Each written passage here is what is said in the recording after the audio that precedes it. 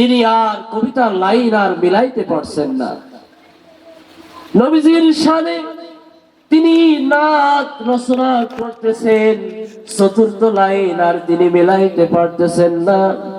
নবী করিম সাল্লাল্লাহু আলাইহি ওয়াসাল্লাম স্বপ্নের যোগে এসে তিনি জানিয়ে দিচ্ছেন, হে শেখ সাদি, তুমি লেখো লেখো, সাল্লু আলাইহি ওয়া আলিহি, বলেন আল্লাহু আকবার। নবীজির দেয়া চরণ এই কবিতার ভিতরে আছে, নবীজির দেয়া লাইন এই কবিতার ভিতরে আছে। কি পড়তে মন চায় না? সম্মানিত হাজিরিন, নবী করিম সাল্লাল্লাহু আলাইহি ওয়াসাল্লামের প্রেম মহব্বত আল্লামা শরফুদ্দীন মুসুরি রাহমাতুল্লাহি আলাইহি তিনি কেমন আশিক রাসূল ছিলেন।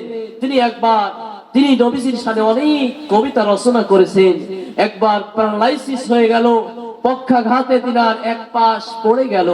তিনি নবীজির শানে অনেক বড় কবিতা লিখলেন এবং এই কবিতাটির নাম দিলেন কাসিদাতুল বুরদা। কি নাম দিলেন বলেন?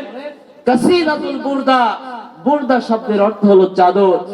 যখন তিনি এই কবিতা লিখে আল্লাহর দরবারে ওসিলা দিলেন, আল্লাহ তুমি এই নবীজির নামে আমি কবিতা লিখেছি, কত সুন্দর ভাবে আমি কবিতা লিখেছি, তুমি এই নবীজির শানের ওসিলায় আমার রোগ ভালো করে দাও, বলেন না সুবহানাল্লাহ। তিনি এই কবিতা লিখে পড়তে পড়তে পড়তে পড়তে তিনি ঘুমিয়ে পড়লেন। ঘুমের ঘরে, অনেক লম্বা ঘটনা আমি সংক্ষেপে বলতেছি, ঘুমের ঘরে তিনি স্বপ্ন দেখলেন নবী করিম সাল্লাল্লাহু আলাইহি ওয়াসাল্লাম তার শিহরে তার মাথার গোড়ায় এসে উপস্থিত, বলেন আল্লাহু আকবার। নবীজিকে কি স্বপ্নে ঘরে দেখা যায় না?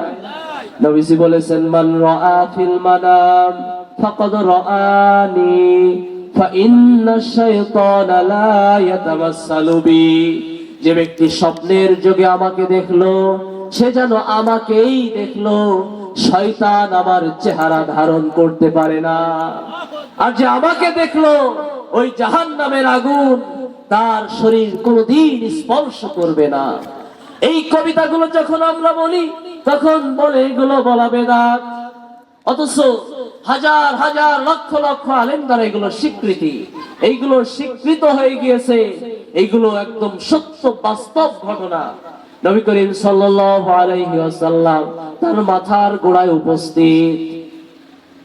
উপস্থিত হয়ে তার গায়ের উপরে সুন্দর একটি চাদর দিয়ে ঢেকে দিলেন এবং তার মুখ মোবারক, মুখমণ্ডল নবীজির স্বয়ং হস্ত মোবারক দ্বারা মাসহ করে দিলেন। আল্লাহু আকবার। সকালবেলা উঠে দেখলেন তার গায়ের উপরে সুন্দর চাদর পরিহিত অবস্থায়, পক্ষাঘাত, প্যারালাইসিস সবকিছু ভালো হয়ে গিয়েছে। নবী করিম সাল্লাল্লাহু আলাইহি ওয়াসাল্লাম যখন শরীরের ঘর্মাক্ত হতো, গা যখন ঘেমে যেত, তার স্ত্রীগণ ওই ঘামগুলি বোতলের ভিতরে রেখে দিত এবং ঈদের দিন কোন বিবাহ শাদী হলে গরিব মানুষের বাড়ি সেই ঘামগুলি আতর হিসেবে ব্যবহার করে দিত। সমস্ত মদিনায় সুঘ্রাণ সুঘ্রাণ হয়ে যেত, বলেন আল্লাহু আকবার। কবি খুশি হয়ে এই কবিতার নাম দিলেন কাসিদাতুল বুরদা, চাদরের কবিতা, বলেন না সুবহানাল্লাহ। এবং তার শরীর কি হয়ে গেল? সুস্থ হয়ে গেল। কবি বলছেন, এই কবিতা আমি কারো কাছে বলি নাই, আমি নিজে নিজে রচনা করেছি, আমি নিজে নিজে তৈরি করেছি আর আমার আল্লাহর কাছে বলেছি। এই বলতে বলতে আমি ঘুমিয়ে পড়েছি। যখন চাদর পেল, শরীর সুস্থ হলো।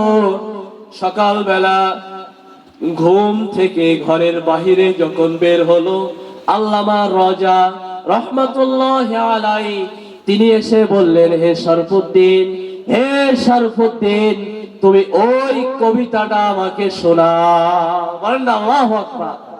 কাউকে শোনাই নাই কবিতা, অথচ উনি এসে বলছেন কি, অমুক কবিতাটা আমাকে শোনাও। তখন বললেন, আমি তো আল্লাহর রাসূলের শানে অনেক কবিতা রচনা করেছি, তোমাকে আমি কোন কবিতাটা রচনা করে বলে শোনাবো? তখন তিনি বললেন, কেন? গত রাত্রে আল্লাহর রাসূলের রওজা পাকের পাশে বসে বসে যেটা তুমি আবৃত্তি করেছো, সেই কবিতাটা আমাকে শোনাও। বলেন সুবহানাল্লাহ। সম্মানিত সুধী, এজন্য এই নবী প্রেম আমাদের অন্তরে হাসিল করতে হবে। এই পাক ভারত উপমহাদেশের ভিতরে শ্রেষ্ঠতম মুহাদ্দিস শাহ ওলিউল্লাহ মুহাদ্দিস দেহলভী রাহমাতুল্লাহি আলাইহি, তিনি তার বাড়ি প্রতি বছর যাবত ঈদে মিলাদুন নবী সাল্লাল্লাহু আলাইহি ওয়াসাল্লাম উদযাপন করতেন। এখন এক বছর অভাবের কারণে তিনি উদযাপন করতে পারেন নাই। তিনি শুধু সোলা বোর্ড অল্প কিছু দিয়ে মিলাদুন নবী অনুষ্ঠান পালন করলেন, তাবারক দিলেন। স্বপ্নের ভিতরে স্বয়ং তাজেদারে মদিনা নবীজি মদিনার কামলিওয়ালা তিনি স্বপ্নে দেখাচ্ছেন, হে মুহাদ্দিস দেহলভী, আমি তোমার প্রতি খুশি হয়েছি, সন্তুষ্ট হয়েছি। আর তিনি দেখতেছেন নবীজি মুস্কি মুস্কি হাসি দিয়ে ওই সোলা বুট গুলি সাহাবীদের মাঝে বিতরণ করে দিচ্ছেন। বলেন সুবহানাল্লাহ। সম্মানিত হাজিরিন, তাহলে এই মিলাদুন নবী সাল্লাল্লাহু আলাইহি ওয়াসাল্লাম অনুষ্ঠান আমরা উদযাপন করব কি করব না? প্রতি বছর এইভাবে আরো সুন্দরভাবে জাঁকজমকভাবে পালন হোক, এটা আমরা চাই কি চাই না? এটা একটা আল্লাহর রহমত। যেই বাড়ি ঈদে মিলাদুন নবী পালন হয়, যেই এলাকায় ঈদে মিলাদুন নবী পালন হয়, সেখানে সেই বাড়িতে সারা বছরে আল্লাহর কোনো অভাব হয় না, সেখানে কোনো আযাব গজব আসে না, আল্লাহর পক্ষ থেকে সেখানে আল্লাহর রহমত বর্ষণ হয়। তাহলে আমরা কি এই ঈদে মিলাদুন নবী সাল্লাল্লাহু আলাইহি ওয়াসাল্লাম প্রতি বছর এইভাবে পালন করতে চাই কিনা? সম্মানিত সুধী, সেই দিন গত কয়েকদিন আগে একটা মাহফিলে একজন চেয়ারম্যান সাহেব উপস্থিত ছিল। তিনি বললেন, আপনারা দোয়া করবেন, যতদিন আমি বেঁচে আছি এই অনুষ্ঠান আমি সুন্দরভাবে চালিয়ে যাব, এবং আমি ইন্তেকাল করার পরে যেন এই অনুষ্ঠান চলতে থাকে সেই ব্যবস্থাও আমি করে যাব। সুন্দর একটা কথা বলেছে কিনা? কিয়ামতের ময়দানে অনেক মানুষ দেখবে পাহাড় পাহাড় পরিমাণ তার আমল নামায় অনেক সওয়াব। ফেরেশতাদেরকে জিজ্ঞাসা করবে যে, ভাই আমি তো এত আমল করি নাই, এত আমল আমার কোথা থেকে আসলো? তখন ফেরেশতারা বলবে, তুমি দুনিয়ায় একটা নেক সন্তান রেখে এসেছিলে, তুমি দুনিয়ায় ওই মসজিদে দান করে এসেছিলে, একজন তলিবুল আলেমকে তুমি সাহায্য সহযোগিতা করেছিলে, তুমি ঈদে মিলাদুন নবী সাল্লাল্লাহু আলাইহি ওয়াসাল্লাম অনুষ্ঠান যাতে সুন্দরভাবে চলতে পারে সেই ব্যবস্থা তুমি করে এসেছিলে, আজকে তারা চালিয়ে যাচ্ছে, সেই সব তোমার অ্যাকাউন্টে জারি হয়েছে। বলেন না সুবহানাল্লাহ। আমরা একদিন এই পৃথিবীতে থাকবো না, হয়তো গত বছর অনেকেই ছিল, আজকে এই সুন্দর অনুষ্ঠানে তারা নাই।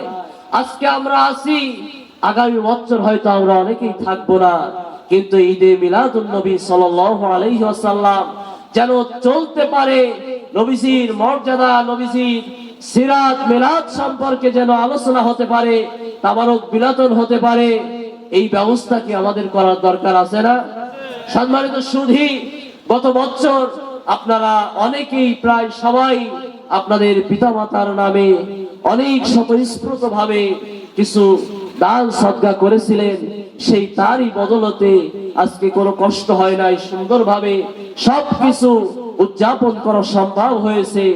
আজকেও আমি আপনাদের একজন মুসাফির হিসাবে, আপনাদের সন্তান হিসাবে আপনাদেরকে বলবো যে আপনারা ঈদে মিলাদুন নবী সাল্লাল্লাহু আলাইহি ওয়াসাল্লাম অনুষ্ঠানে যেন আগামী বছর আর সুন্দরভাবে উদযাপন হতে পারে, এই ব্যবস্থা করার জন্য আপনারা কে কি দিতে ইচ্ছুক আপনারা সকলে একটু বললে মনে হয় ভালো হয়। ওই পিতামাতা গহীন অন্ধকার কবরে শায়িত আছে, কত কষ্ট করে আমাদেরকে লালন পালন করেছে, আজকে তারা পৃথিবীতে নাই। হয়তো আপনার আজকে মনে হচ্ছে যে আজকে আমার মা বাবা পৃথিবীতে থাকলে আমি তাদেরকে খেদমত করতাম, ভালো খাবার খেতে দিতাম, কিন্তু আজকে আপনার সেই পথটা খোলা নাই। কিন্তু আল্লাহ রাসূল বলেছেন যে তোমাদের মা বাবা ইন্তেকাল করলে তোমরা তাদের জন্য গরিব মিসকিনদেরকে খাবার দাও, তাদের জন্য কবরে রুহে কিছু বকশিশ করো। সম্মানিত সুধী, এই জন্য আপনারা সকলে একটু স্বতঃস্ফূর্ত ভাবে বলেন যে আপনারা কিছু দান করার জন্য, যে আমি ঈদে মিলাদুন নবী সাল্লাল্লাহু আলাইহি ওয়াসাল্লাম অনুষ্ঠানে আমার পিতামাতার জন্য আমার অমুক একটা নেক নিয়তে আমি ঈদে মিলাদুন নবী সাল্লাল্লাহু আলাইহি ওয়াসাল্লাম অনুষ্ঠানে এক বস্তা চাউল 500 টাকা 500 টাকা সকলে বলেন মারহাবা। আক্কাস আলী চাচা 500 টাকা দান করেছেন, আল্লাহ তাআলা তার দানকে কবুল করুক, সকলে বলুন আমিন।